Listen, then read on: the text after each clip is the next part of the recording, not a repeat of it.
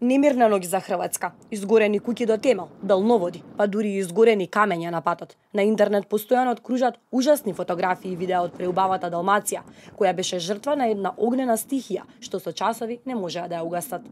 Билансот на повредени во несреќата е околу 80 луѓе, главно пожарникари, и за среќа нема потешко повредени.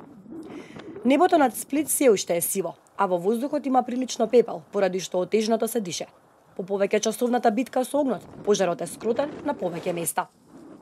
Пожарите по хрватскиот јадрански брег почнаа кај селото Тугар на Домиш и во текот на денот се проширија кон Сплит. Цел ден жителите на овој регион беа сведоци на апокалиптични сцени. Пожарникарите беа немотни сами да се справат со џиновските огнени јазици и побарале помош од локалното население. На располагање за помош на пожарникарите притрчаа неколку стотици навивачи од клубовите Хајдук и Динамо. Ова привлече големо внимание на социјалните мрежи, бидејќи на спортски план тие се смртни непријатели. Огромната штета која ја направи природната непогода ги обедини спротивставените навивачи на надпреварите, кои покажаа дека можат да се сплотат во несреќа, а не само на трибините. Во гасење на пожарот помогнаа и дел од фудбалерите на Хајдук, а денес се приклучиле и навивачи на Риека и Осијек. Замаката да биде поголема, силниот ветер ја отежнуваше работата на насобраната толпа на граѓани во спас на својот град Сплит. Страшните пожари во Хрватска ја донесоа и првата жртва.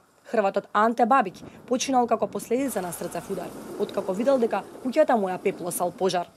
Според мештаните, му изгорела и нивата од која со години заработувал. Кога пожарот ја зафатил и неговата куќа, човекот од стрес и шок не издржал. Брзата помош пристигнала доцна.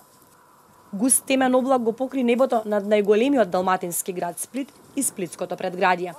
Во градот мирисе на чад и запален отпад, кафулињата се затворени, делови од градот немаат струја, пусти улици и избезумени лица.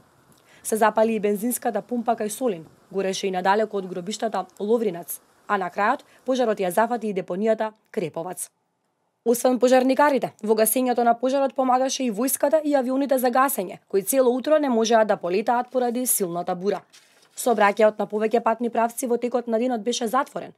Цел ден хрватските новинари сведочаа за апокалиптични сцени од Горно и Долно Ситно, Стринјино и Жрновница. Според првичните процени, во пожарите на потокот од Омиш до Сплит изгореле 4500 хектари густа борова и нискостеблеста шума, трева и маслинови насади, а пожарникарите примиле над 5000 повици од вознемирени граѓани. Хрватскиот премиер Андреј Пленковиќ на вонредната владина седница утрово посочи дека можно е Загреб да побара меѓународна помош за справување со огнената стихија.